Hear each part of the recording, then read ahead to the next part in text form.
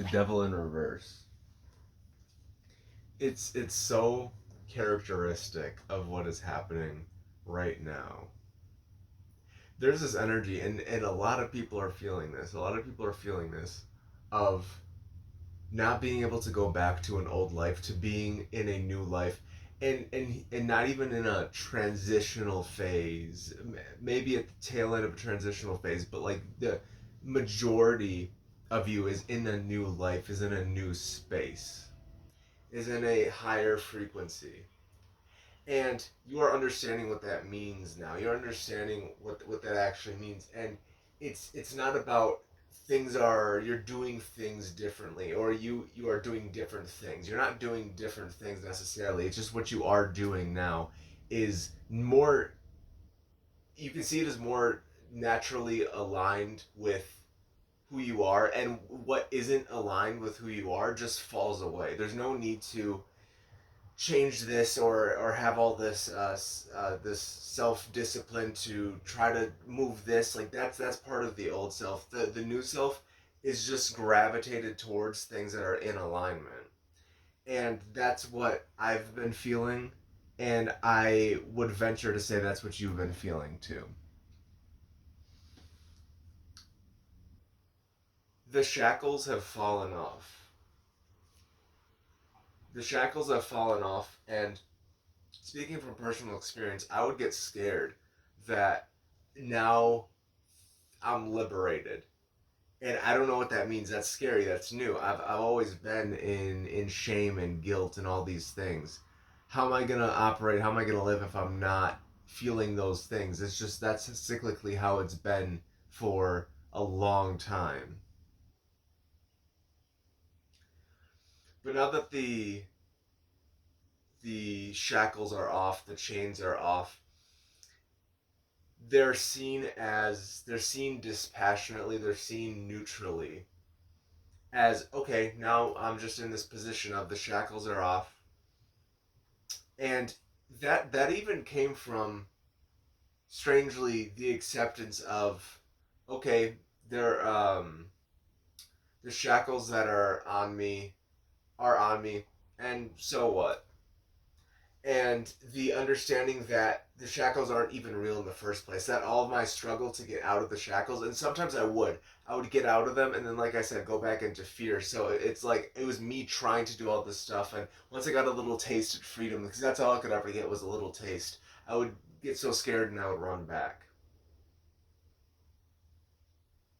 So now the shackles are off, and it's like this is the world. Like I was living in this world the whole time, I just couldn't see it through this fog. And it's this isn't something that I have to wake up and attain every day. It's just something that I wake up into, and I because nothing is different. Nothing is like actually different. My human is still gonna do the things my human does, but that's okay. and and I just think like yesterday I have a bit of a smoking habit, and yesterday I was thinking, well, let me go to the store and get something. But then I was like, no, I'm not really feeling that. But then I remembered I still had some left at home. So then it was like, well, okay, I said I wasn't feeling it. Um, I said I wasn't feeling it, so I'm not gonna go get it. But I have some at home. Okay, that's fine. We'll just see how the night goes. I don't have to actually smoke. It's fine. And but like part of me was like, I don't want to do this. This is a habit. I don't want to keep repeating this habit. But so then I come home and I smoke, and I don't I'm not like going out to recommend that you go and smoke. That's not what I'm doing. Like if you don't have this habit, and even if you do, I don't recommend smoking. Um, but I came home, and my body, my human wanted to go and smoke. That was just kind of what was happening. That the ball was rolling on that. But it wasn't like no, no, no. I'm slipping. I'm falling. I gotta do. I gotta have all this willpower and not do this because I said I don't want to. Because who actually doesn't want to do it? That's the question. I keep asking like who wants to do this stuff? And And before I went to go smoke, it didn't feel like I was, because I wasn't putting up all this resistance, I wasn't being gravitated towards it. I wasn't being attracted towards it. The more resistance you put into something, the more it's actually on your radar and the more you get attracted to it. So because I wasn't so focused on resisting it, I was actually having a pleasant conversation with my dad, and I didn't feel any inclination to get out of that conversation and go smoke. So then that all happened. I ended up smoking, and then I took a walk, and then I realized, I realized that, and even before that, I went to a meetup, and I felt kind of out of place there, and I felt kind of small there, I suppose. And even that experience, even that experience that I would deem seemingly negative before, was just like I learned a little something about myself, and it was what it was, and there's no need to, oh, but I said this, or I should have said this. It just is. It just happened, and now where is it? Like, where is that experience? It's not here. And there's no point in bringing shame into this, because that's what this the shackles are. It's the cycle of shame and guilt. There's no shame.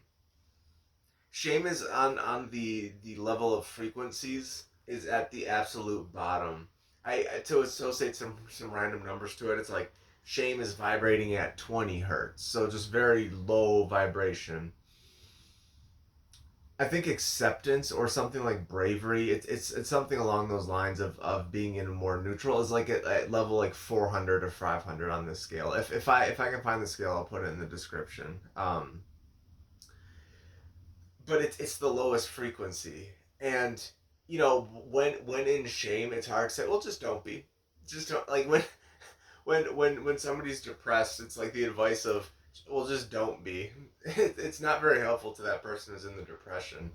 Um, so the sentiment of don't feel shame, that doesn't help when you're in shame. But like being out of it, because you will be out of it. This too shall pass.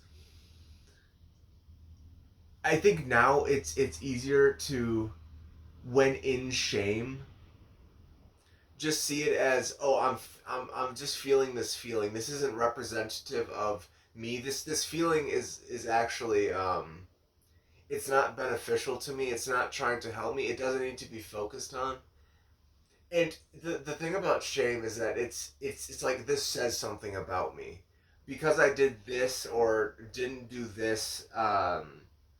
It says this thing about me, but there is no me. There's no, there's nobody to attribute that to. It's this identity that I've built up that says, oh, I'm like this, I'm like that. I need to feel shame because I did this. Me, I, you know. So there really is no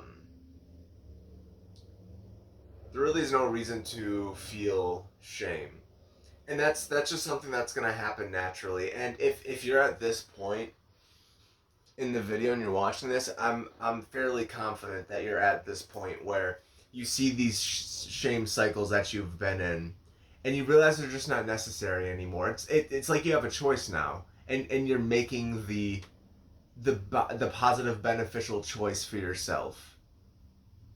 You're seeing, okay, I could do this. I have the option of doing this or not doing it, and you're in the middle, in this like neutral middle ground, and you have the inclination towards constructive beneficial behavior.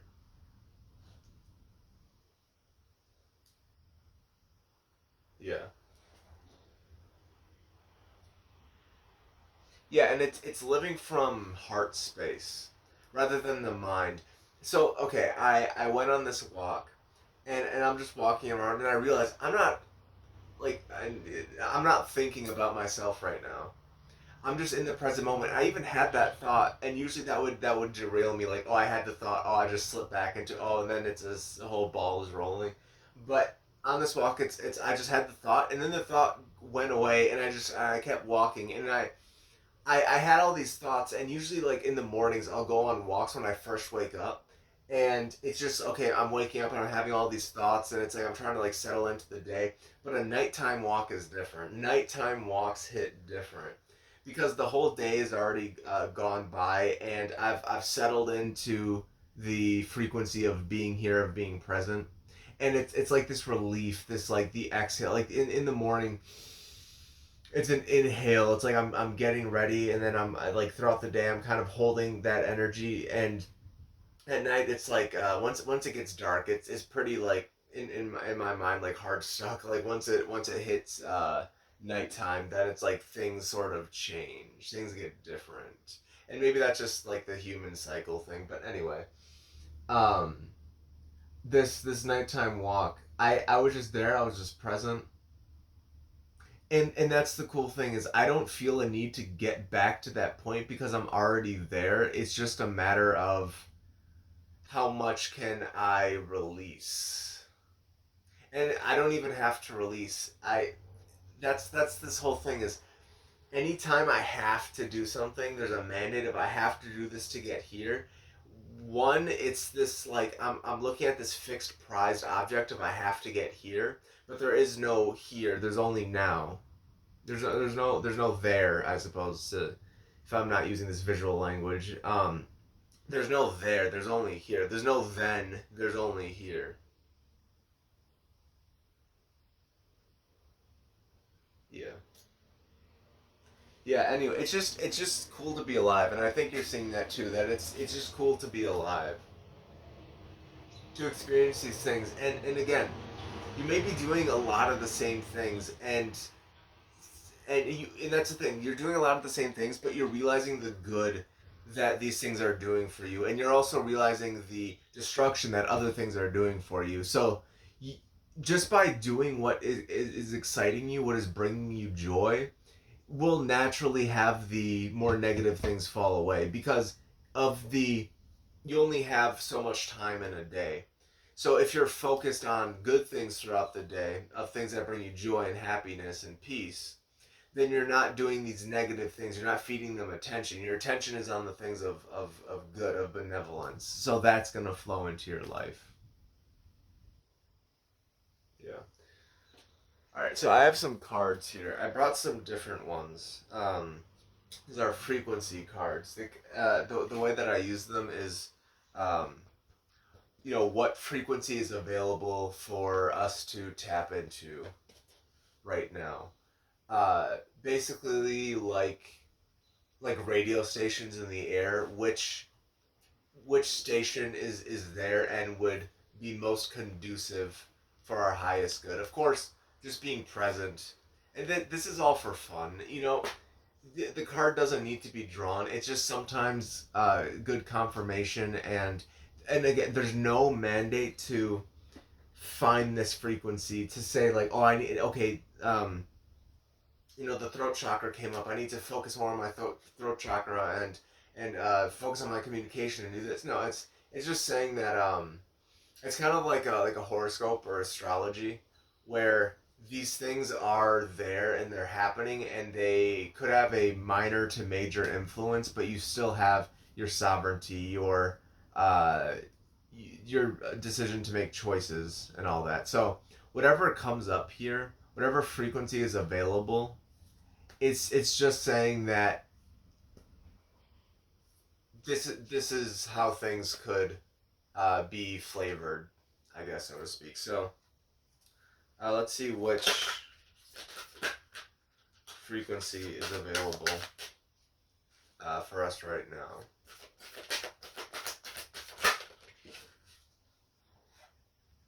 The Merkaba.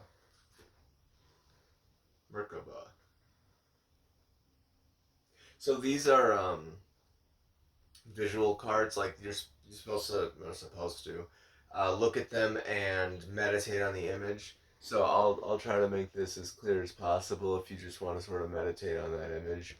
But there's a message that comes along with it. So the frequency of the Merkaba supports our ability to use our consciousness to traverse into other layers of reality and dimensions. It activates our access to our Akashic inheritance as well, merging the totality of our experiences into our present to serve our highest purpose.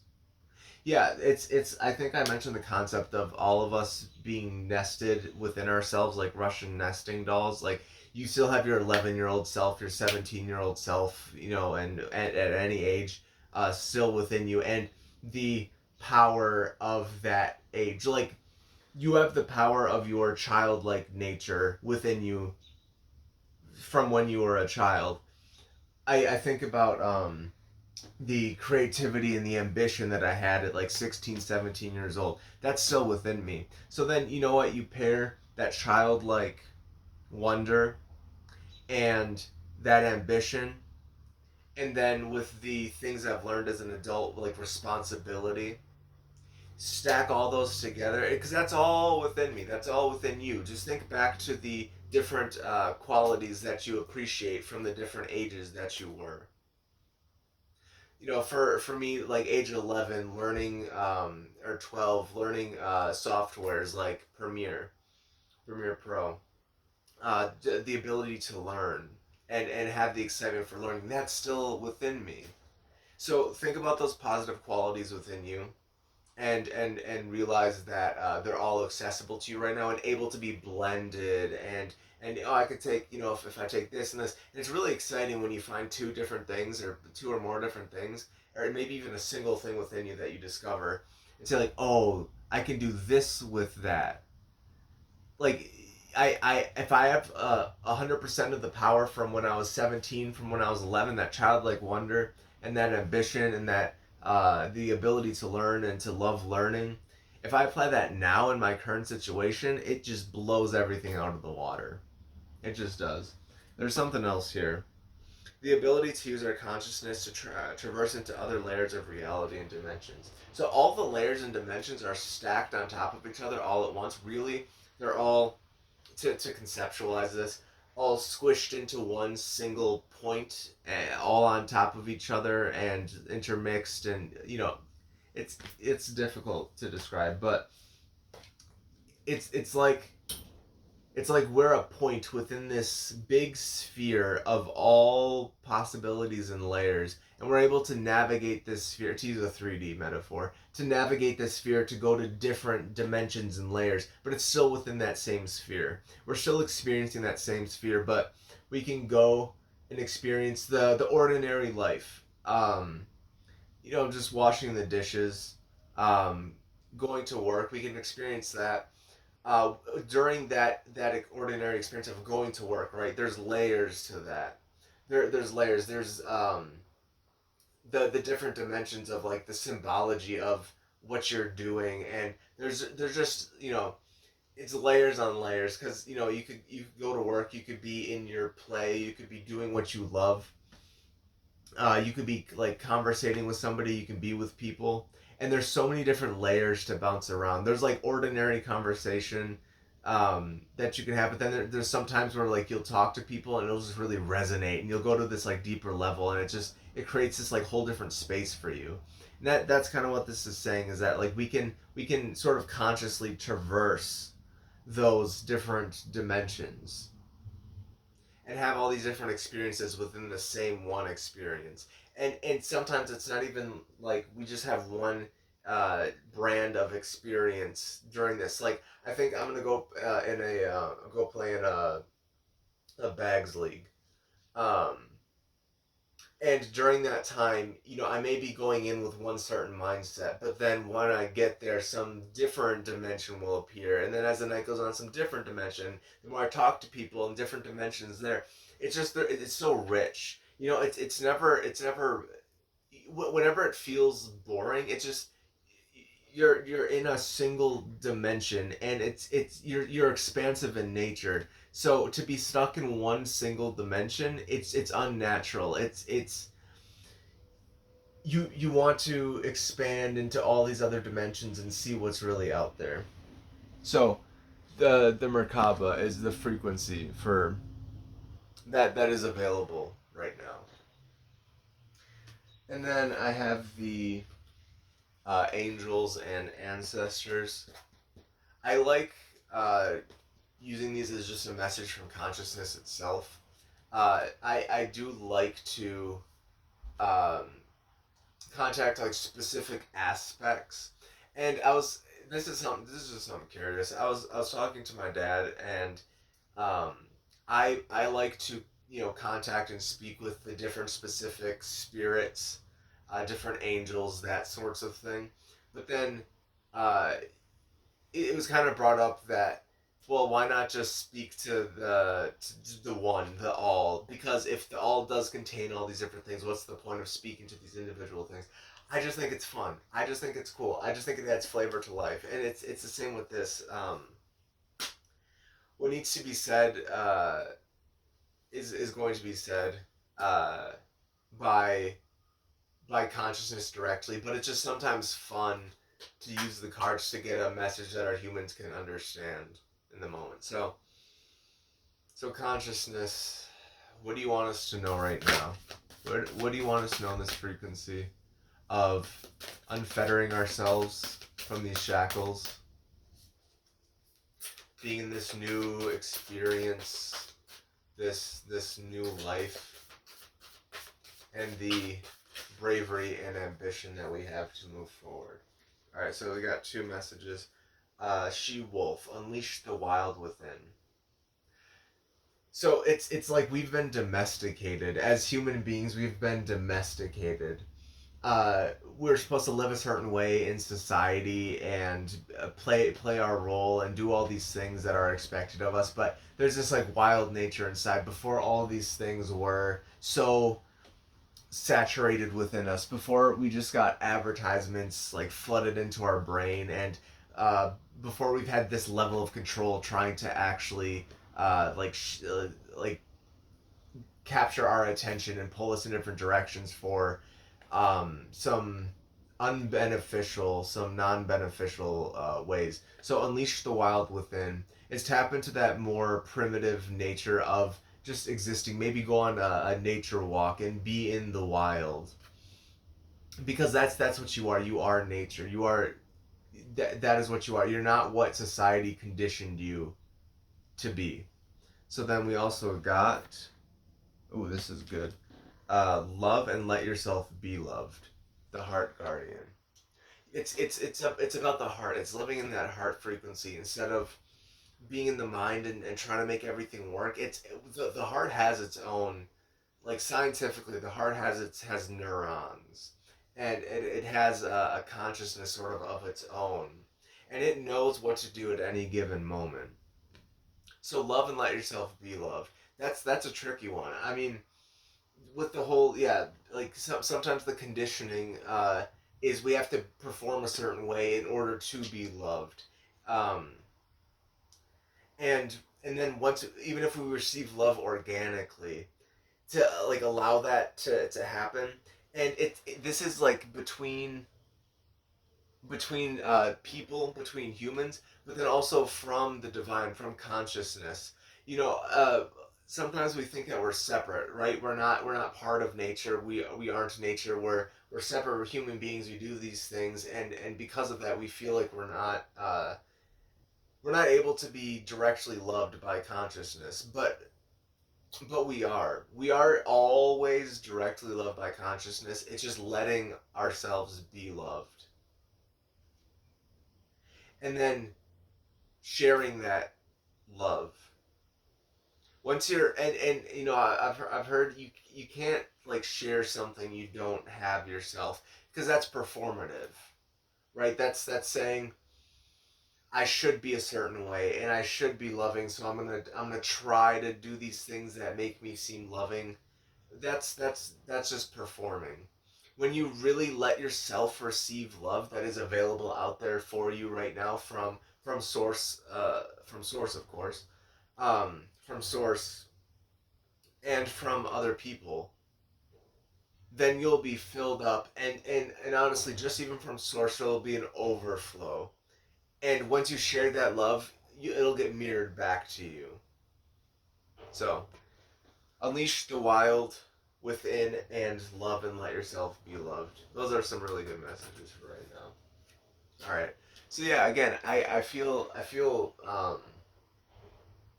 really good. I feel really uh, like I want to keep continuing going, but I don't think it's necessary to. I think there's been plenty said. Um, I look forward to speaking with all of you again, and just seeing what tomorrow brings, seeing what new things that we can experience, and the joy, what joys we can dive into. So I'm gonna play myself out.